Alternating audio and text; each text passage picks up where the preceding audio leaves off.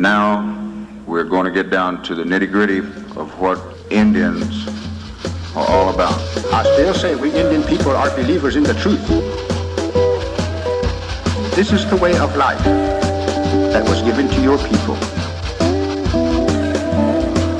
You're born an Indian, you're going to die an Indian. Indianness is a good life. You're facing an Indian this afternoon. Good Saturday afternoon out there, everyone. Welcome to your number one source for Native American television news, Native News Today. I'm your host, Jason Salzman, here in the Muskogee Media Studios as we get ready to get back to business with a great episode for you folks this week. We've got a lot of things to get to. Leadership Native Oklahoma, new initiative put out by the American Indian Chamber of Commerce of Oklahoma. We'll also take a look back at some fireworks festivities over the 4th of July weekend. We hope everybody had a fun, happy, and safe 4th. And our pressing needs are to go to our first break, but afterwards we'll get right back into our executive series with Secretary of Education Greg Anderson. Don't go anywhere. Looking for your next 18-hole adventure? Then take a look at Fountainhead Creek Golf Club. Nestled in the beautiful confines of Lake Eufaula State Park, large sloping greens and well-placed bunkers characterize the Muskogee Creek Nation's Floyd Farley designed course and offers a fine test of skill for any golfer. Stay up on all the latest gear and equipment with a visit to our pro shop. Have lunch at the Turn at the Clubhouse Grill. We're waiting to accommodate you at Fountainhead Creek. Give us a call at 918-689-3209 or visit fountainheadgolf.com to book your next round. Fountainhead Creek Golf Club, close to home, far from ordinary. Welcome back in studio here, Native News Today. Jason Salzman, your host, joined now with the newly confirmed head of education and training here at Muskogee Creek Nation. That is Mr. Greg Anderson. He is a former Eufaula Ironhead, former Oklahoma Sooner, so I think him and I are going to get along just fine here in studio today. I think we will. Greg, thanks for coming in with us, man. Well, thank you for having me. I appreciate that. First things first, hadn't been on the job very long in the position that you're in now, but what was it that for you was exciting and really invigorated you to take this step and you know, answer the call of Chief Floyd and his administration to head up this department? Well, first and foremost, it was the opportunity to come home. I served the Muskogee Creek Nation for 30 years as a superintendent at the Eufaula Dormitory. I was fortunate to have that opportunity. Went to D.C. for 2 years with the Bureau of Indian Education as the Chief of Staff. Great learning experience, enjoyed it. But I think 2 years was long enough for me, and I had the opportunity to come home to my family, to friends, and rejoin the Muskogee Creek Nation, which to me is a great place to work. What's been your initial assessment of what you've taken over? What are some of the things that you all are doing right now this early in the job? Right now, we're pretty much going along with the programs that are in place. You don't want to make wholesale changes in the middle of the process. So at this point in time, we're evaluating, we're meeting with staff, we're having meetings and discussing how we can become a more efficient and effective department. What do we need to do to be able to deliver services better to our people? So all 12 of our programs will be discussed, analyzed, and we'll find a better way to serve the people of the Muskogee Creek Nation.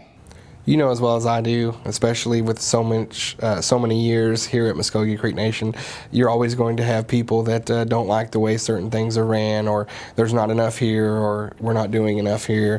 What are some of the things? Have you heard feedback from citizens that are things that you would probably agree on, or some things that you're addressing immediately? Sure. I think leaving, being here 30 years and then leaving for 2 years gave me the opportunity to look at the nation from the outside, see how things worked, maybe get a different perspective of the nation, how it operates, and how it serves its citizens. What we're doing now is I want to make sure that the core programs, such as higher ed, employment and training, those programs that have been in existence a long time, how can we better utilize the services that we do? Let's take a look at how we can improve what we offer our citizens. Let's break it down. Let's from start to finish. How can we become a more effective and efficient department? So I think there's a way that you can improve your base programs, make them the best they can be.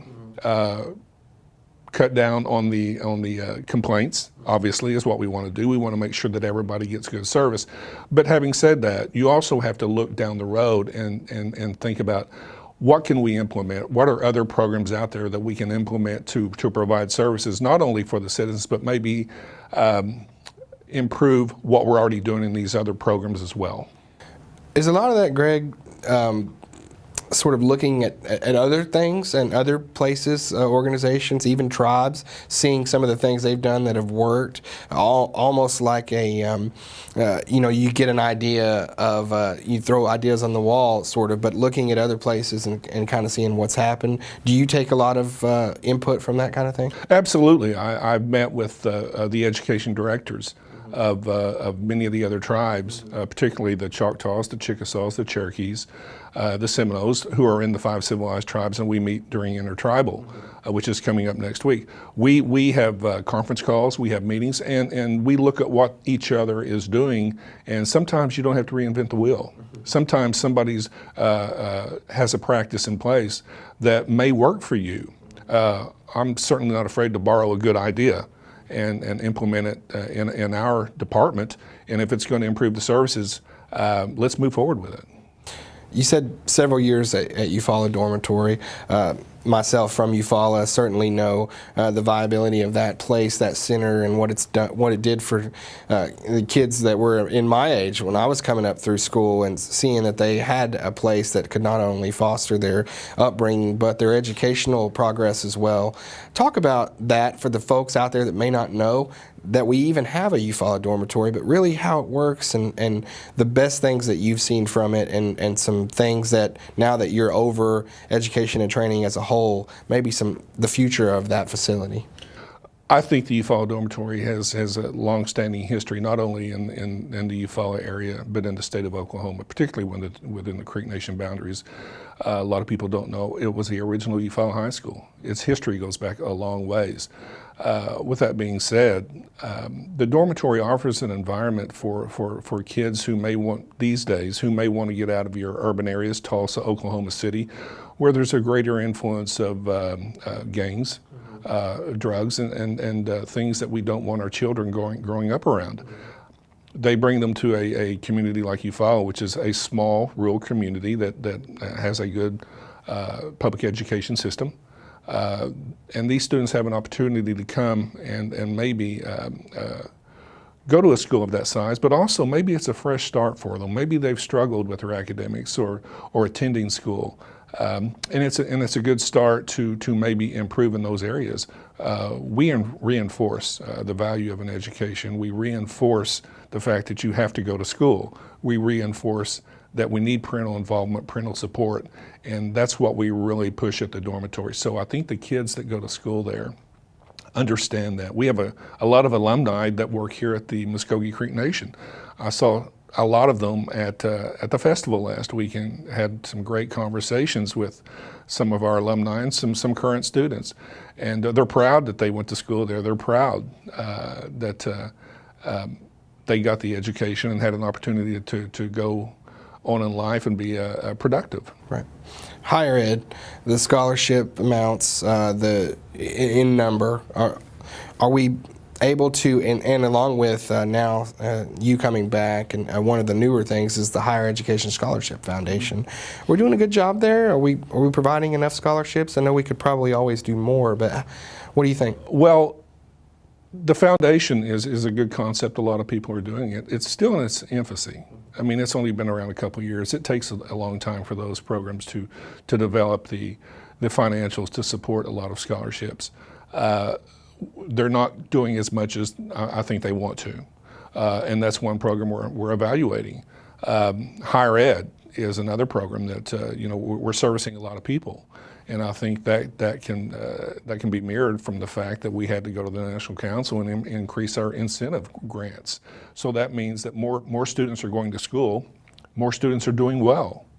So that's an indication that our kids are involved in higher education, and those that are obviously are meeting the standard to receive an incentive grant, which we're very proud of. Right. Not only have you went before the council for confirmation here recently, but there's some things that having to do with your department that have went to the council and will be coming to the council. One of those things has been the Bot Ball program. We've featured it here on Native News Today, and it was one of those close votes. You know, there was some people for it, some people against it. Specifically, and I'm just taking this as an example, but specifically, could you look at an issue like that and see the reasons there were yes votes and no votes? Or, I mean, how do you see the program? I know you're coming in new with it, but do you see the reason that it was maybe such a close vote? I think there's a couple of reasons. First of all, I think Bot Ball is a great program. I think it offers an opportunity, and it's a special niche program that offers technology development, code writing, and things like that a lot of young people are interested in, and there's a career in that field. It's going to be a big thing for the future. But I can understand why some may have not been for it, and I think a lot of that has to do with the state of the financial situation of the tribe.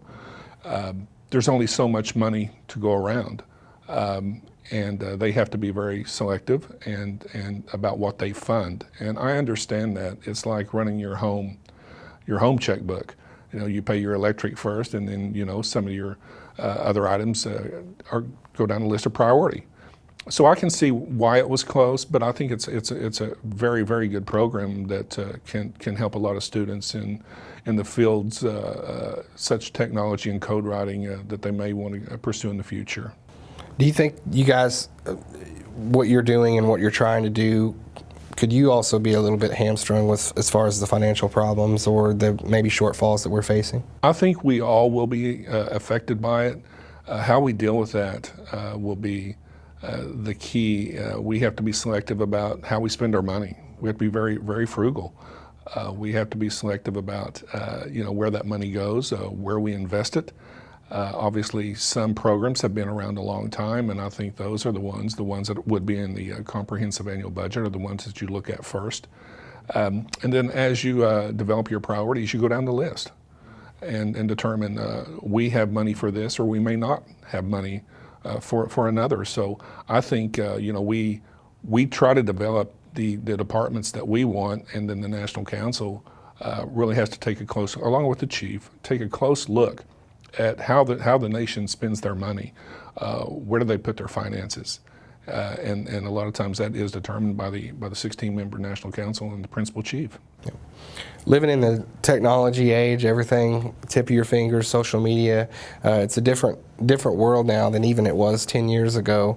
What's education and training doing to make sure that you stay up with that as far as social media, things like that, and really contact availability with the citizens, students, and schools? Gosh, I just think we're trying to take advantage of every social media outlet that you possibly can now, and the ones that we do practice, of course, everybody is involved in, with your Facebooks and your Twitters, and really just taking advantage of the internet, and everybody pretty much everybody has availability to that. Your rural areas still, in some areas, struggle some, but I think you have to stay with the times and to reach the audience that you want, to reach our citizens. You have to maintain, you have to stay on top of it. Right. And I think our departments are doing a good job of that. I think in most cases they're doing it effectively, but you can always do it better. And again, part of what we're doing with our departments, all 12 of them, are looking at how can we be more effective, how can we be more efficient, and I think information technology is right at the top as far as how we work with our clients. Well, before I let you get out of here, any parting shots, anything that the citizens need to know about MCN education and training under your leadership? I think we're going to do all that we can to improve the programs. We certainly welcome ideas, suggestions. We're always available in our department to visit with citizens, to if there's any issues, any challenges that citizens face. We want to hear about them. because I think that's our way of keeping in touch, letting them know that we are listening, we want to improve, and at the end of the day, that's who we work for. All right, fantastic job, Greg. Thanks for coming in with us today, being with us here on Native News Today, and that door's always open. Come and visit with us whenever you'd like. We appreciate that. All right, let's take a quick break, and we'll be right back with the rest of the show.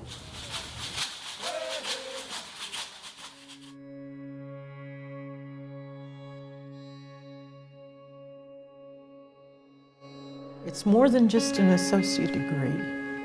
It's a life-changing experience. You'll see a lot of cultural features here on the campus. You'll see a symbol of the mound, which goes back to the history of Muskogee people as being in that Mississippian time period, that mound building society. That really welcomes our students whenever they first get here. The college in itself is beyond the building, is the people. They're passionate, very passionate about what they teach, and it shows whenever they're teaching. The instructors and the administration, they really believe in their students here. After a couple classes, I began to notice that it kind of felt as if I were returning back to something that has been lost for like a long time. As I learned more about the history of my people, to discover that there were very many great people that did a lot of good things for their people, for their nations, and that those people were American Indian and Native American, it kind of brings out a sense of pride that was not really there before. There is a future for our people. And thanks for coming back with us here on Native News Today as we get into our feature story for this week. And want to thank Greg Anderson once again for giving us some time coming in and visiting in studio. But now we go over to the College of the Muskogee Nation, where the American Indian Chamber of Commerce of Oklahoma, business people from around different tribes and around different places have gotten together to bring forth a Leadership Native Oklahoma class. And what this class is going to be doing is identifying different possible leaders in Indian country that are part of business, part of cultural activities, part of the tribes themselves that they come from. So you have all kinds of tribal people represented in this initial class. They invited us over to do a story on what it's all about, and we were able to meet up with some familiar faces, some folks of ours, friends of ours at Cherokee Nation, also our own Muskogee Creek State representatives. So Leadership Native Oklahoma, they're at the College of Muskogee Nation.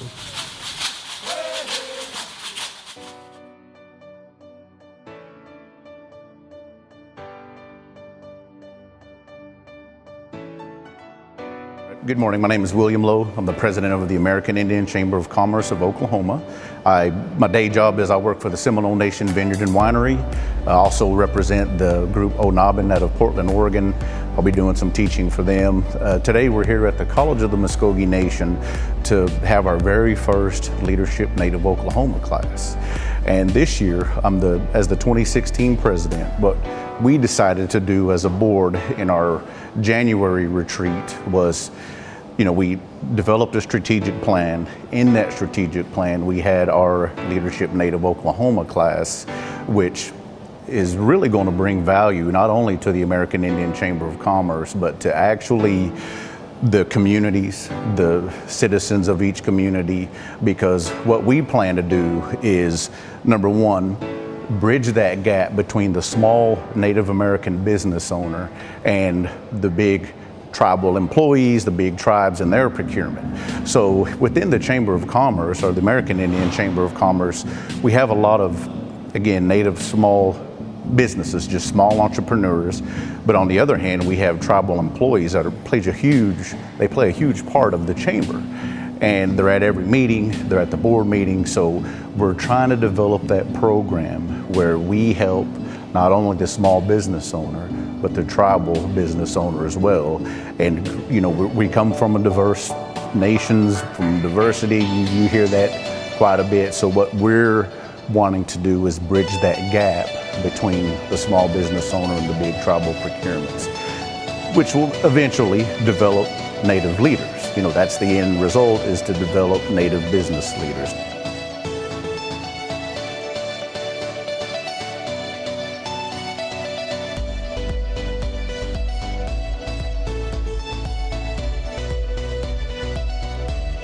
Number one, we're all Native American. You know, we can fairly say that, but again, each tribe here in Oklahoma, wherever else in the country, in the world, we're all unique. We have our own beliefs and cultural systems. So the common denominator, yeah, we're all Native American, but with, like you said, bringing those different tribal aspects and experiences and points of views to this program, you know, we hope that we have a class of all 39 tribes. Our very first official class ever will be in 2017.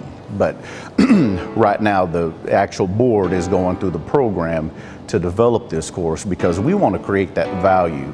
You know, if you're a tribal employee, you can miss 8 hours of work a day and you're still going to get paid. But if you're an entrepreneur and you depend on beating those streets 8 hours a day, can you miss a day's work and still be satisfied and still pay your electric bill? So for this course, we're trying to develop that value where it's going to be worth somebody's time to meet 6 times a year. You know, it's a 6-month program. We'll meet 6 times a year, but we'll be developing those cultural leaders.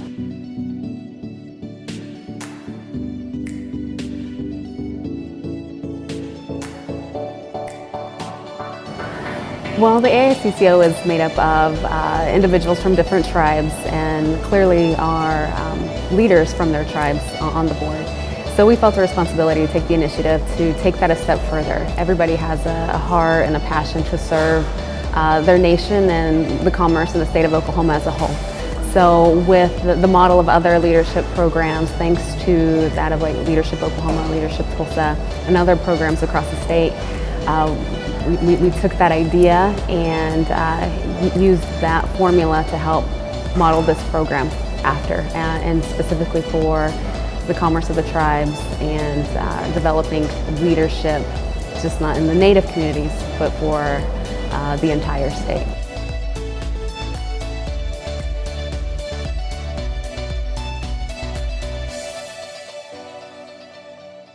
One of the larger visions is really educating the public on the contribution that the tribes make as a whole. And not just the larger tribes, but all the tribes. There are 39 federally recognized tribes in the state of Oklahoma and the impact that we have across the board. So being able to be a voice of all the members of the American Indian Chamber, Indian-owned businesses, and those relationships with the tribe and private and public sector. So that's one of the visions. The other is, like I said, just bringing a voice across the board. I think education is going to be the crux of all of that, and we want to, again, facilitate that process. The other is we have a voice as a Native community in Oklahoma, and a voice that is so big and maybe undervalued, and we want to be a part of helping bring more value to that, and as the Chamber, we recognize that.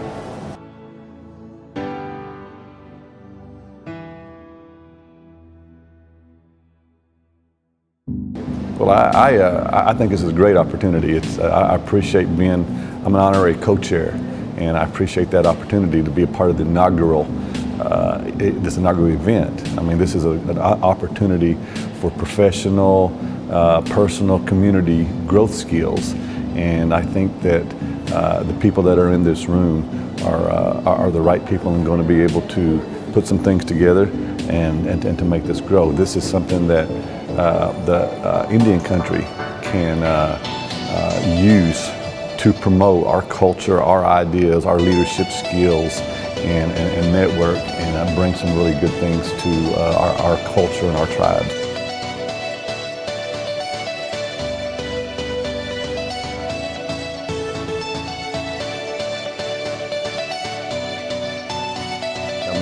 You see people like Chief Floyd and J.C. Watts. Take J.C. Watts, for instance. I mean, he's from a small community, and we grew up together.